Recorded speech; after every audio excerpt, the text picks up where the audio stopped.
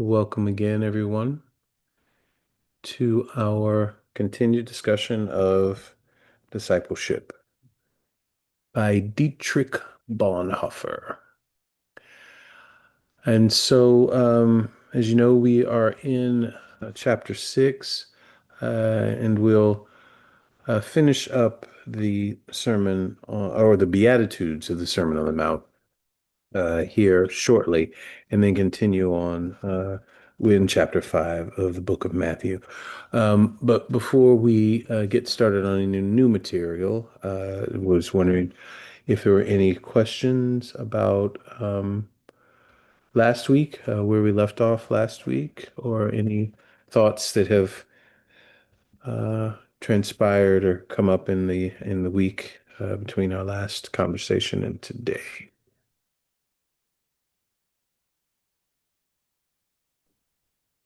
Father Womack, I have a comment. Hmm. The same way a call to discipleship is an individual call and acceptance, wouldn't you say salvation is an individual call and acceptance? Yes. Yeah, Thank you. I would say yes. Uh-huh. I would say that both. But and similarly, like with discipleship, the conversation is initially, us and Jesus, as salvation, but then we're immediately connected to something more Right. than just us, right? Exactly. Yeah. It's interesting, and it's one of the things about baptism in in uh, in a different in different traditions that are unlike Anglican Roman Catholic. When the person, child, adolescent, adult, whatever, makes the decision to be baptized, um, it is a very individual event, because you've probably seen or experienced your baptisms in a baptistry in a Baptist church or another church like that, and it's just the person and the pastor that's baptizing typically. And it's very isolating because the baptistry is typically, not easily seen from the congregation. It's kind of hidden behind, where the choir usually is, and it's kind of away. And so it is kind of an isolating experience. But then, you come out of that experience through that experience, and now you now represented or presented to the congregation, having had this very intense personal experience, isolating experience. Um, and it's kind of similar to, I know we've probably talked about it at some point over the years. The the way baptism was done, about the third, fourth century, particularly in Rome, where the baptized were, um, baptized in a completely separate building, that was the Mm, baptistry. And then, having been baptized, were then brought into the church right at the time that communion was being celebrated. So now they're entering into the church. The whole congregation now is turning to welcome them in, and they come up the aisle and receive communion, after having gone through, at that time, was a very intense 40 days Lenten preparation, as part of the catechumenate, but that actually had begun. Typically, it was longer than just the 40 days, but the 40 days were really intense. A lot of uh, exorcisms were a part of it, and not in the kind of the way that we think of them, but anointing with a particular kind of oil, that in the ancient world, was meant to make you slippery, so that when the devil tried to grab you, the devil couldn't get a grip on you because you were now covered with this oil, and it was different from the oil of the chrism, but it was still oil that was blessed, that was to make you unassailable or difficult for the devil to get. And so all of these things were happening, in the lead up, in really in about the year or two even of preparation, but got really, really intense in the 40 days. And then they were baptized, isolated from the community, just them and the priest that was baptizing. And then they would go in, now crossing from the baptistry into the church, and now they're in the midst and fully a part of this community. And so, so yeah, so I mean, that was a long sojourn around the block. For Miss Collins was a very simple question, but yeah, but But yeah. also, Father Womack, some denomination baptize when they're older, Hmm. not as an infant. It's only in the Catholic and Anglican we experience that tradition or Hmm. that form of accepting them into Hmm. Christ's life. Right, right, right. But I look at it like confirmation is where, Hmm. like Hmm. the final Right, step exactly. into Christ, Exactly. Exactly. where the Because individual take responsibility. right. Yes. Exactly. Exactly. Yep. I mean it. Oh, I'm sorry, go ahead. I know of some religions where what they do is when the child is a baby, they call what they offer up the child. Hmm. And then as the child grows and gets older, that child chooses the moment to be baptized. That's when they accept or understand Hmm. Right. what baptism is. Hmm. Yeah. Yeah. Right. And even in the Anglican tradition, and this probably stopped maybe in the I don't know, maybe in the 70s, 80s. We still, along with the Roman Catholics, had this the understanding of First Communion. And that, and so there was also that piece of kind of a coming into or coming of age of understanding that now, okay, now, First Communion or post confirmation, however the tradition was, where you were. Now there is that also that kind of mature proclamation, acceptance, public, uh, event or public action that says, okay, now I'm fully part of this, or I fully understand this, or maybe not fully understand, but I'm conscious of what I'm doing. Um, so there always is that kind of interplay of the individual, intimate, just kind of me and Jesus conversation.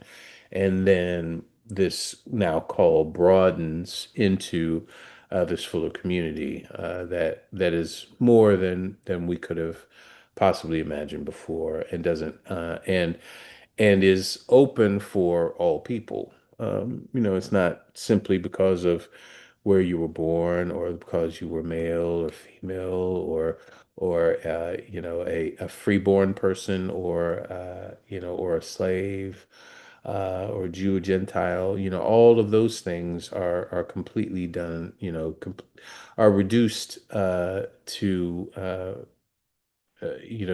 insignificant in terms of our interaction and our inclusion in the body of Christ. Um, and so you're isolated. You have this conversation with Jesus. You accept Jesus's call, and now you come from that isolation now into this uh, huge group of people. This huge family now that has heard the gospel and has answered the call in a similar way. And then so now you have this. Oh, I'm sorry. Go ahead. Oh.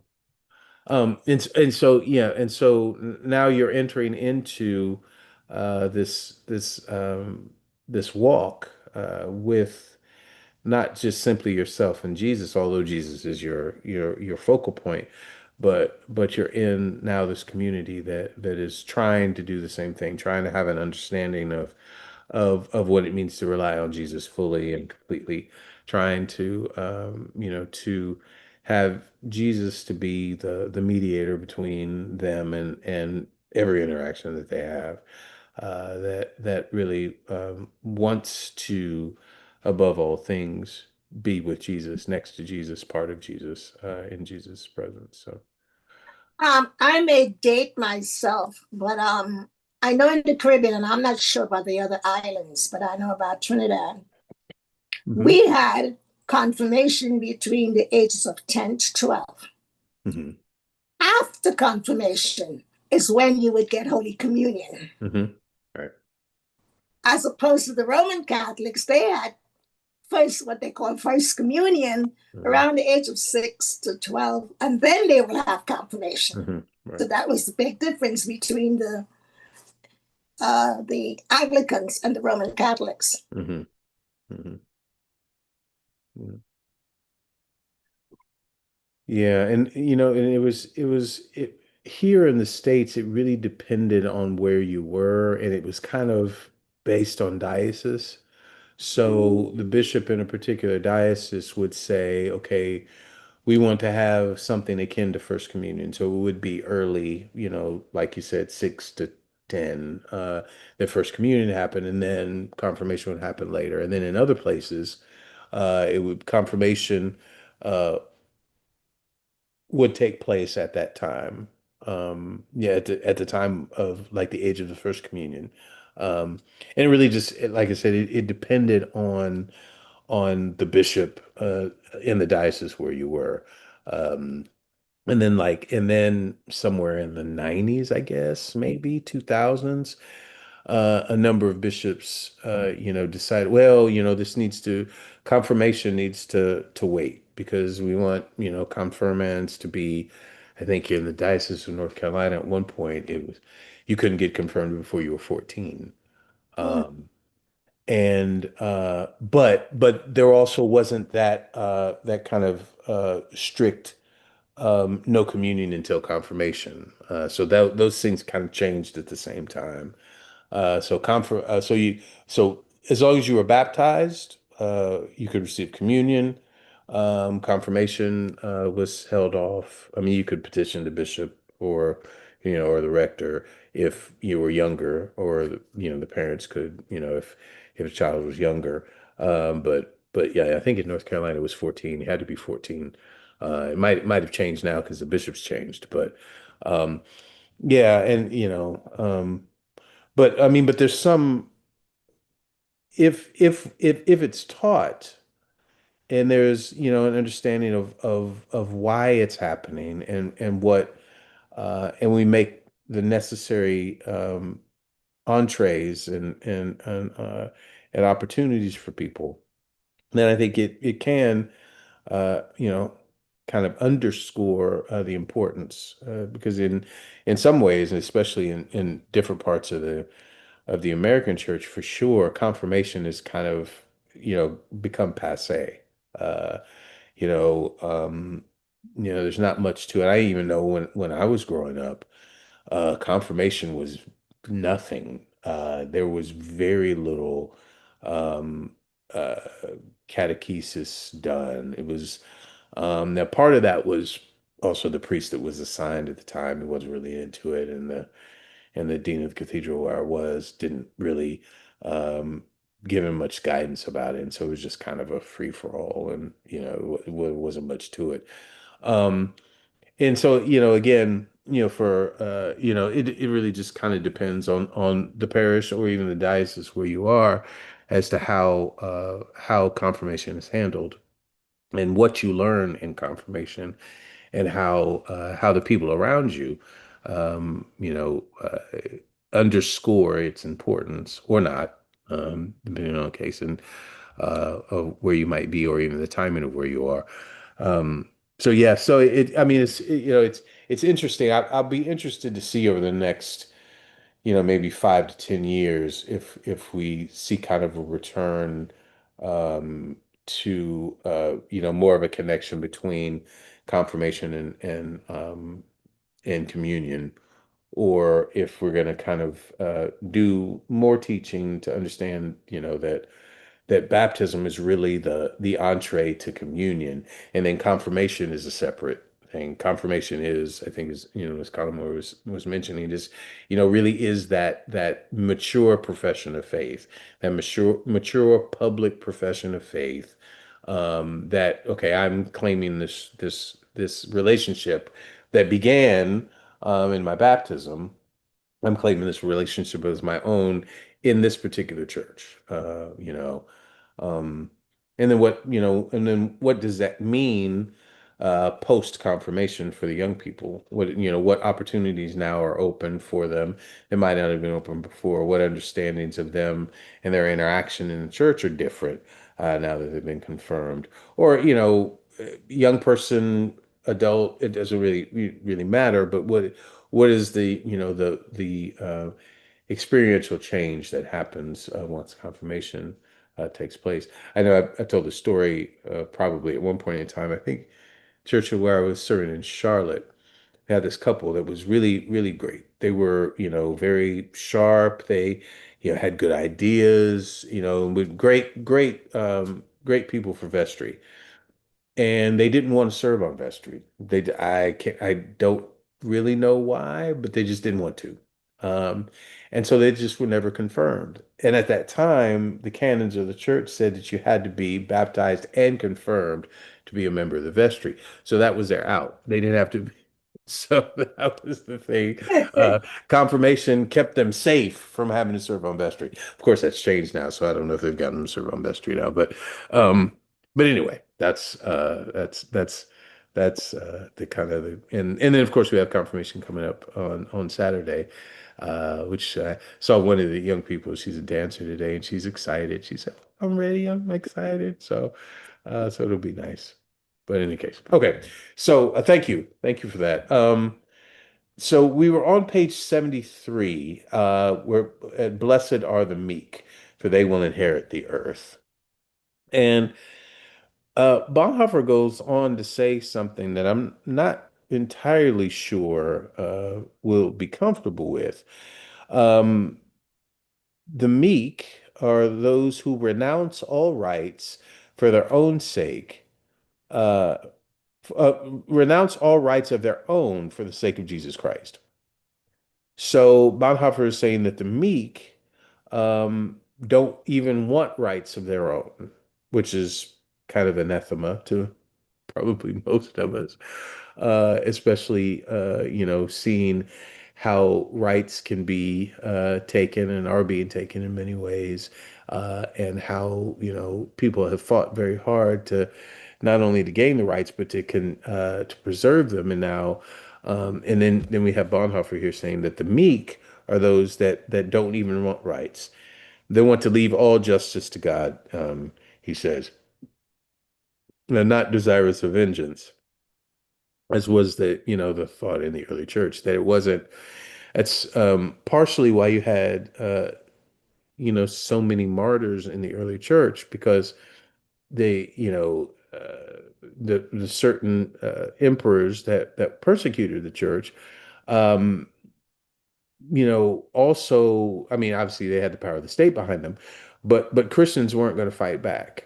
They weren't going to, organize to protect themselves. They weren't going to be so underground as if to hide their faith. They were going to do what they did in the normal round, and they were going to talk about Jesus, even if the laws, even if the powers that be said they shouldn't, or threaten them with death.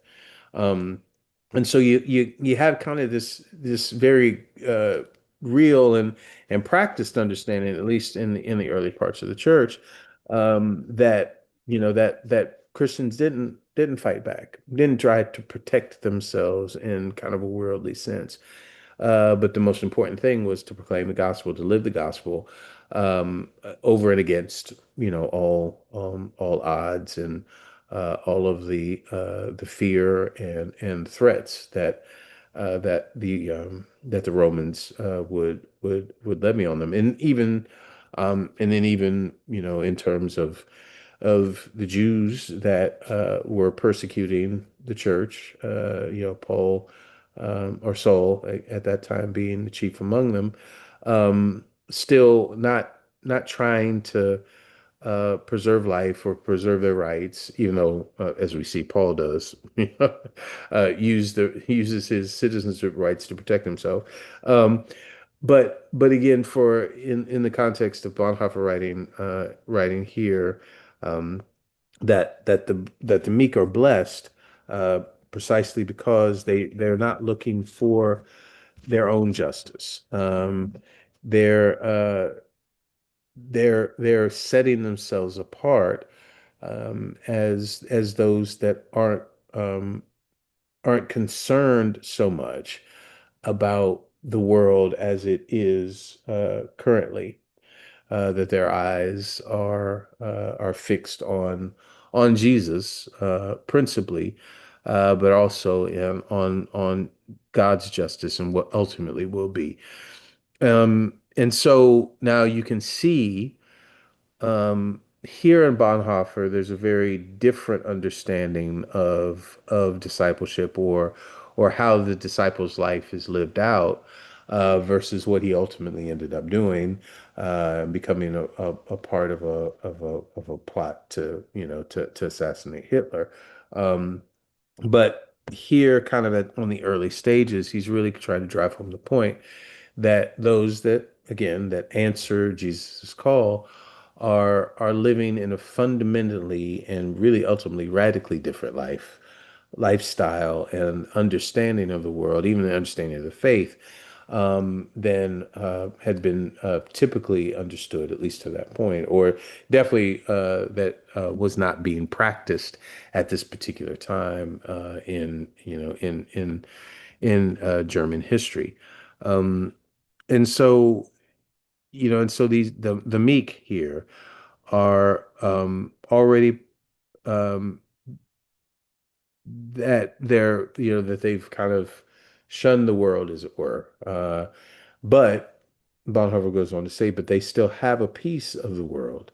They have the church, they have the community, their property, their brothers and sisters, in the midst of the persecution, even unto the cross.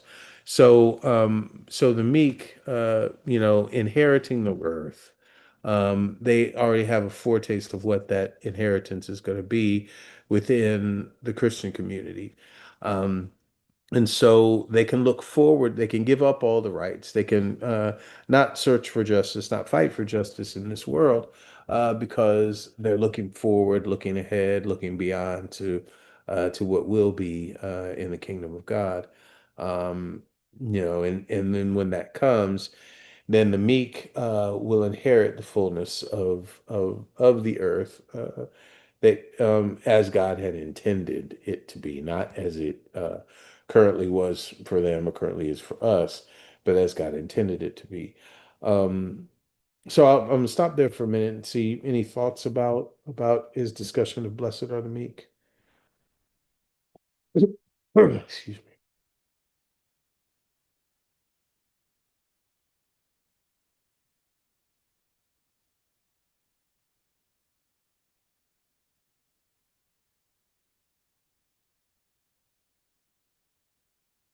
Okay.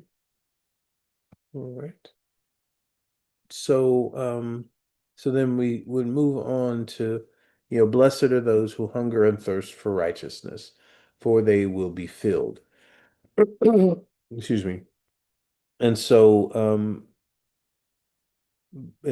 these who hunger and thirst for righteousness are not only simply renouncing their own rights, but they're even renouncing their own righteousness, as Bonhoeffer says, because they are renouncing their righteousness, for the sake of continually searching for the righteousness of God.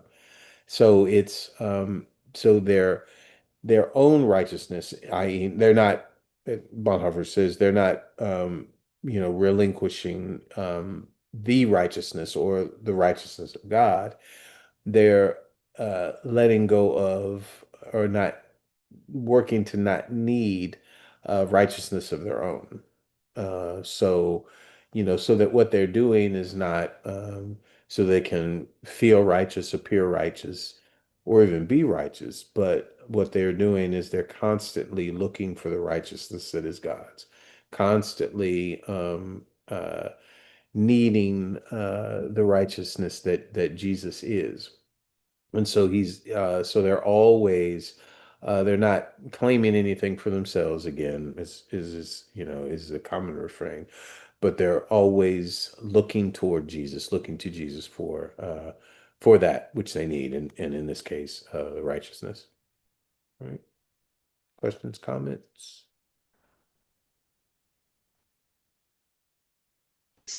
um, Bonhoeffer had some sort of conversion like Paul and Saul, Mm-hmm. because when he's writing about the blessed are the meek, but later on he gave up his right. I mean, he was fighting out for justice. He became a different. He was not meek anymore. Mm-hmm. Mm-hmm. When I yes, yeah, not meek in the way he describes it here, because Right.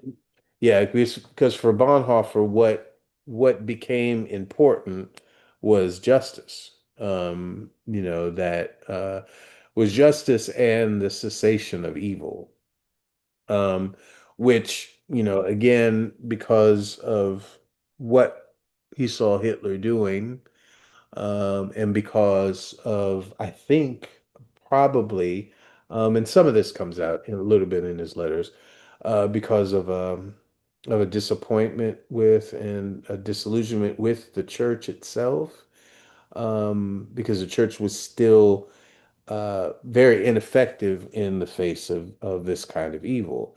Um, and even though, writing this book, he was trying to rouse the church to be better, to not be complacent or to be in league with the Nazi regime, he saw that that was not happening, and or it wasn't enough, to stop this juggernaut that was running rampant over Europe and murdering people. And so then that called on, on a conversion of sorts. Yes, that where the focus was more on still on Jesus, but now what is the just thing to do? What is, we have to stop this because people are dying. We have to stop this because we can't let this evil continue and take over the world, which was a very real possibility, or at least, the European world.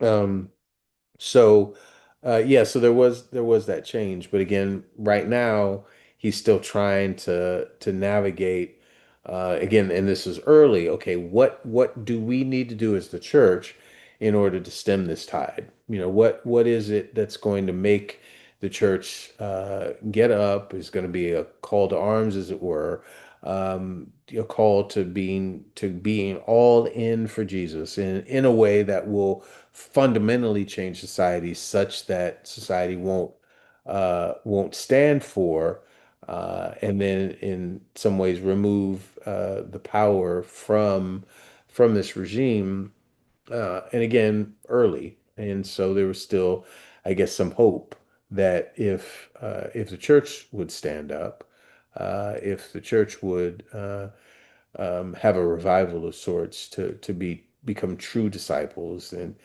not be concerned with cheap grace, but with costly grace and all of the things that he said to this point, then maybe the church believers would be able to have an effect. Of course, as the war went on and as Hitler grew stronger, there had to be a change in in in understanding and in tactics. And really we see this in the Bible as well. We see especially in Paul's writing. Early on, Paul was very clear with himself and with people, the churches that he founded, that Jesus was coming anytime. That it could be in the next minute, it could be, but it was going to happen very soon. So then you didn't have time to be worried about various and sundry things, marriage. You didn't have to worry about trying to be emancipated as a slave, because Jesus was going to go and get and make it all right. So that was happening soon. You didn't have to worry about foods and these sorts of things, because you just had to do the work of spreading the gospel, do the work of living the gospel, do the work of building communities that cared for people and didn't put much stock in whether you're rich or poor, male or female, Greek, Gentile, Jew, but that you had heard the call of the gospel. And then later on, some of that was maybe not changed, but you see some discussions of things uh, that would only happen as the timeline went out, as the timeline got longer, as okay, it's been now several years and Jesus hasn't come back. Okay, what are we going to do? How are we going to sustain ourselves as a community? What do we need to do differently to still make an impact in the world? And so you see these kinds of changes as time goes on, and so not unlike Paul, as you mentioned, and not unlike what we see in Bonhoeffer that got him from here. Blessed are the meek. They're not concerned about their rights, not concerned about justice, only God's justice, and that will come and in God's time and according to God's will.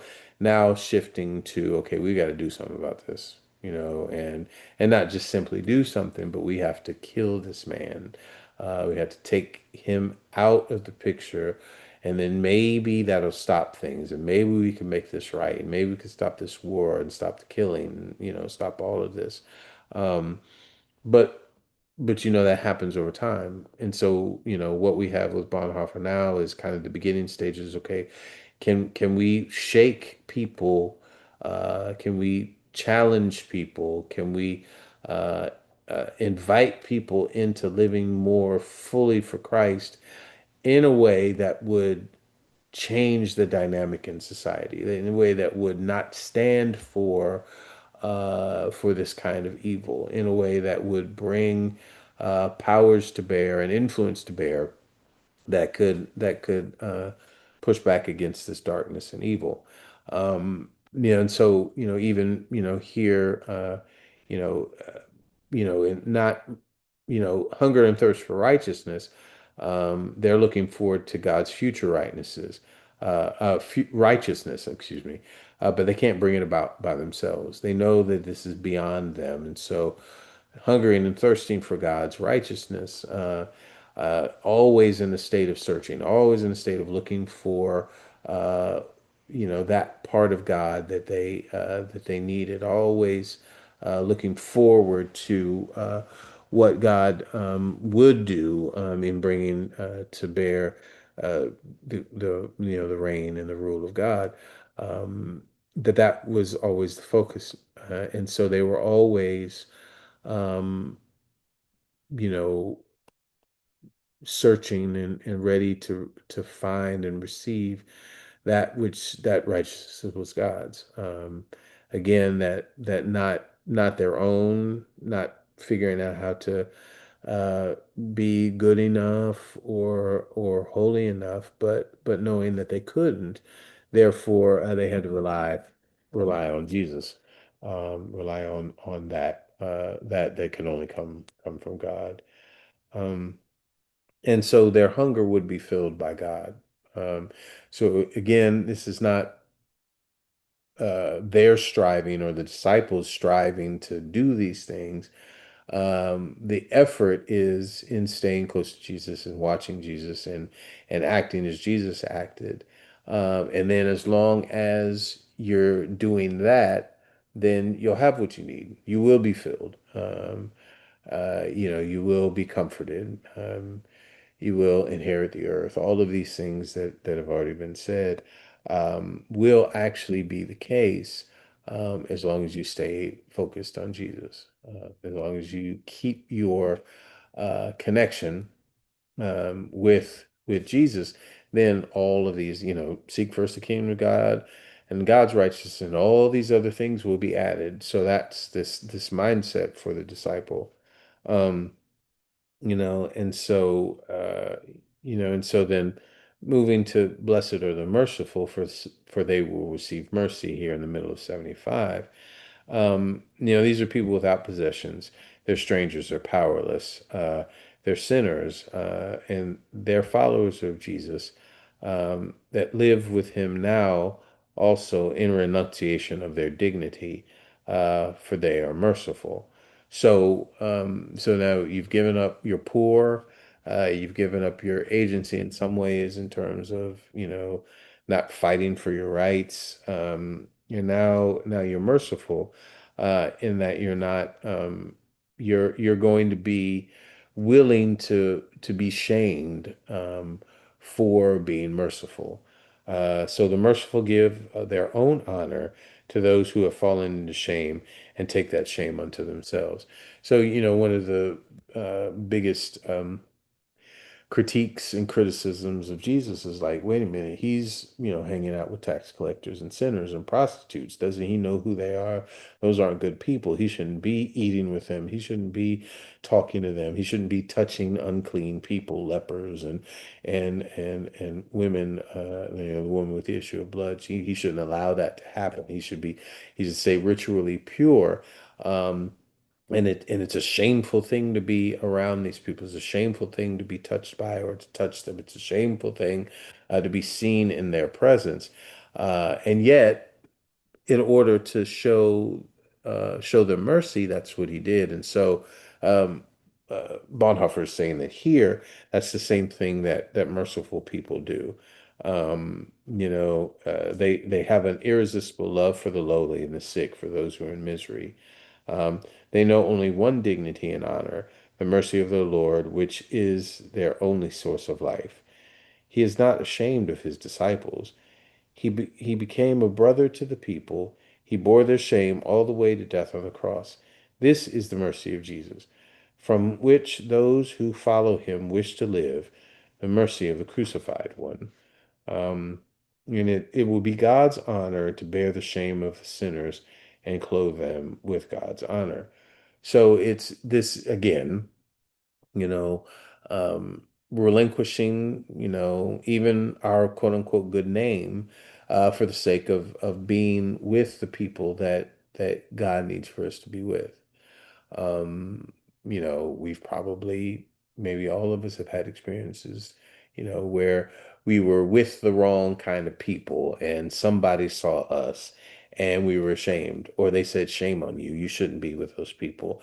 They'll corrupt you. What will people say if they see you on this side of town or with this person out in public or doing this thing?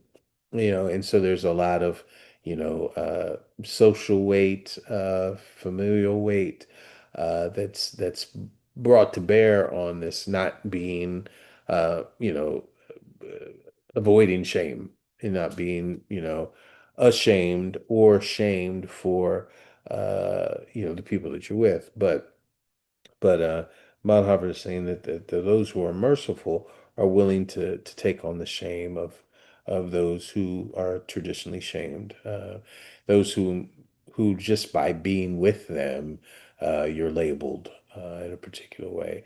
And Jesus is saying that, that's what merciful people do. That's what those who are merciful, and then they receive this mercy. Um, you know, uh, they will understand what that means, um, because they've given it. They've given that kind of mercy, and now they receive it from God, receive it from Jesus. Um, and it is God's honor to do that, to honor the merciful people with um, with really, with his very self. And those alone will see God, who in this life have looked only to Jesus Christ, the Son of God. And so now, you have these merciful people. And when we get to the end of the list, I'll come back to something that I never really thought about before about the Beatitudes, but we'll talk about it in a second. Um, and so, so these merciful ones, in their mercy, don't care about what people say about them, when they're being merciful to people that are normally, cast aside or ignored, or seen as evil, or seen as below the dignity of our time and effort.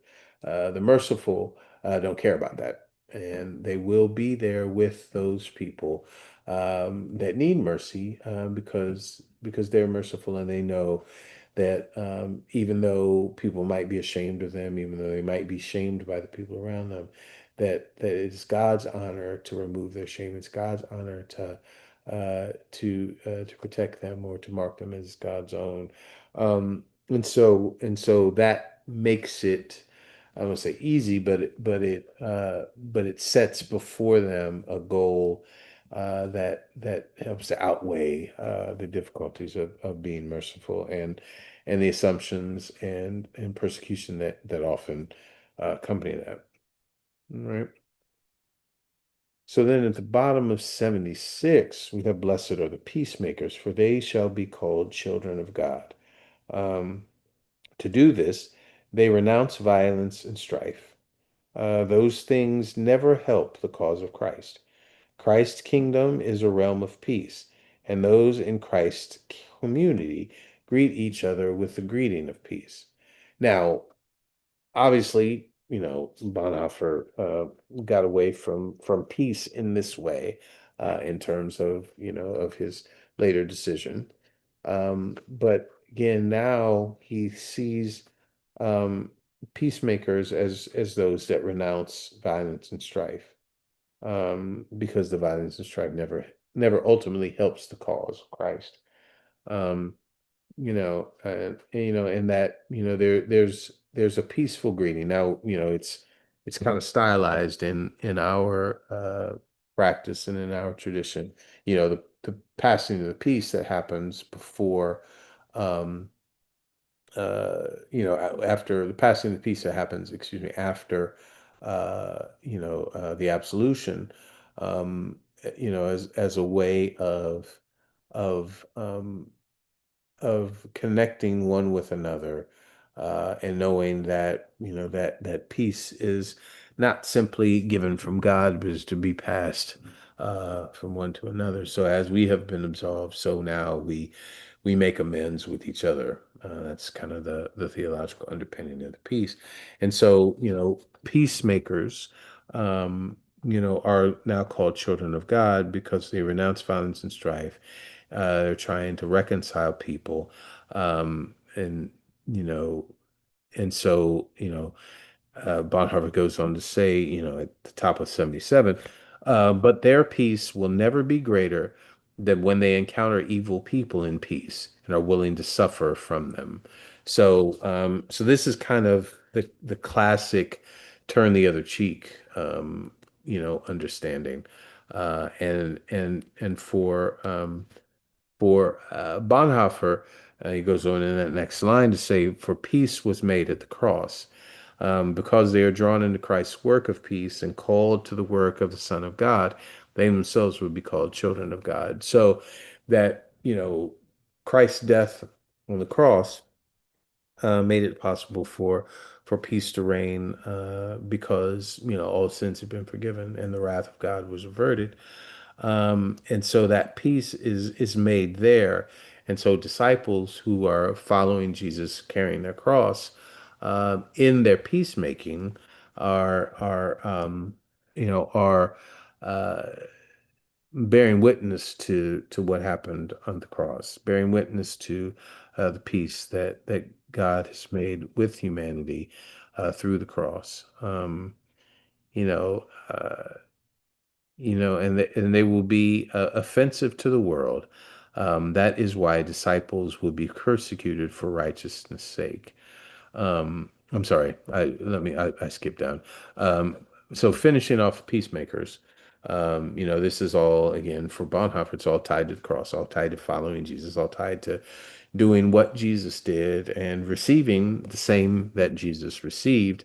Um, but ultimately, that sacrifice on the cross made peace. And so, as disciples, those called to be peacemakers.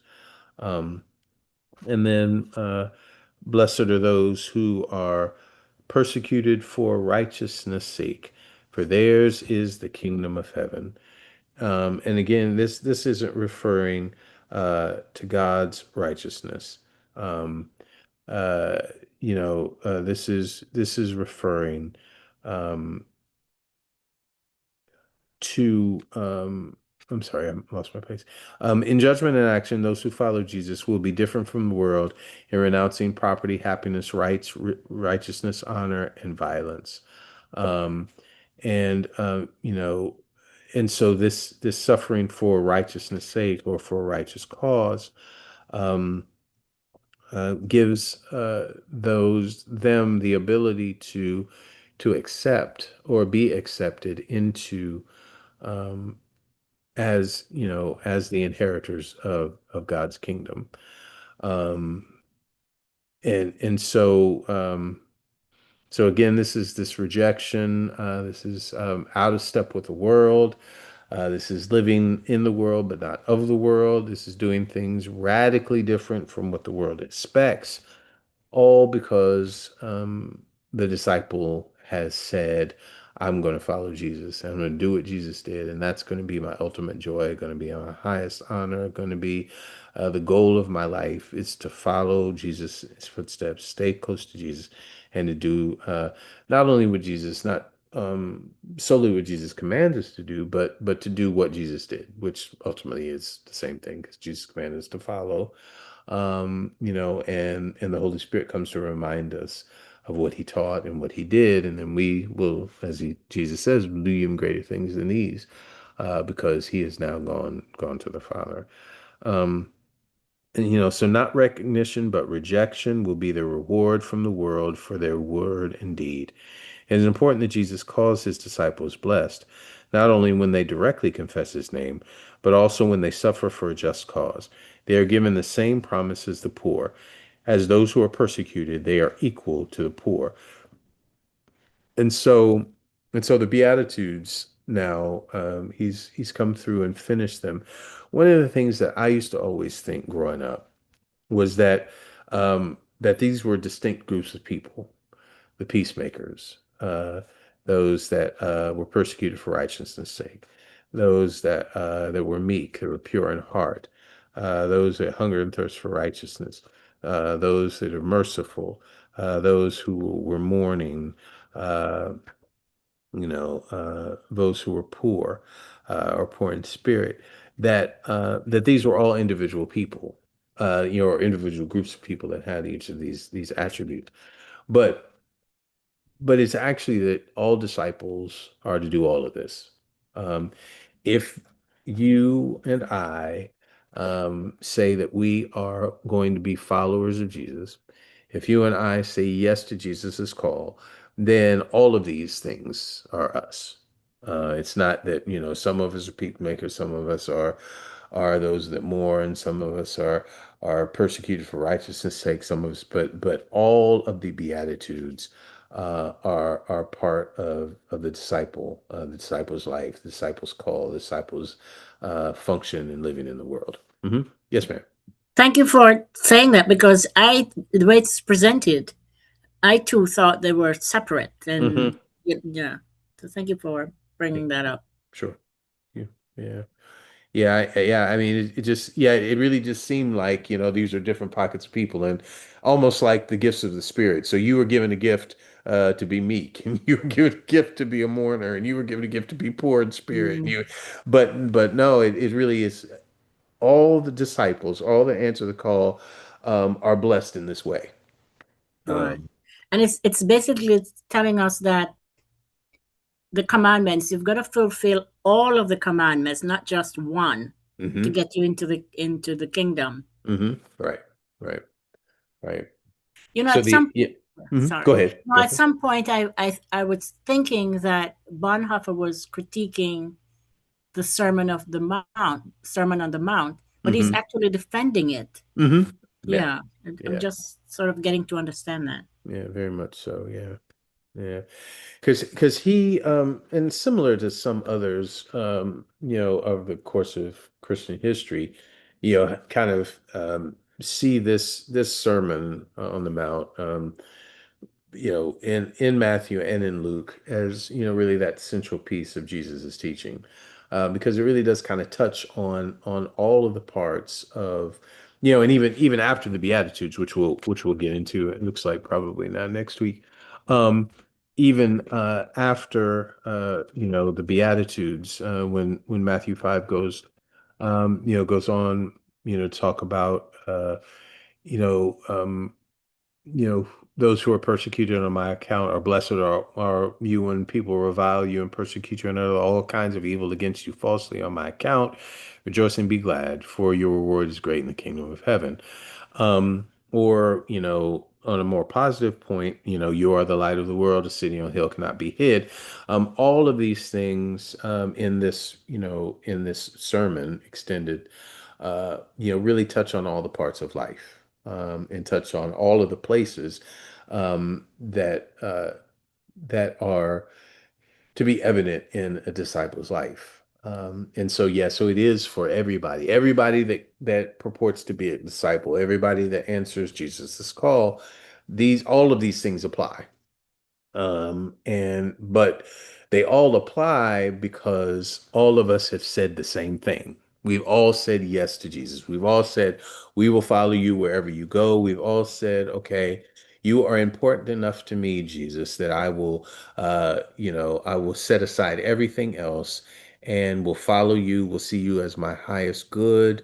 Will do what you tell me to do. Will do the best I can to imitate who you were in the world, and all of these things now are applied to each and every person that says yes to Jesus. And so, since we have all said yes, there is that sense of us all being together, not each individual doing their own individual thing, even though there are some individual pieces of it, but we're all pointing in the same direction, all trying to do the same thing. Okay, we've come upon the 8 o'clock hour, so thank you all for your time and attention. We'll start at the bottom of page 77 next week. Now having gone through the Beatitudes, and then we'll get into the rest of chapter 5. And so I thank you. And for those who are here for Compline, Compline begins now. God bless everyone. Thank you. Thank you, Father. You're welcome.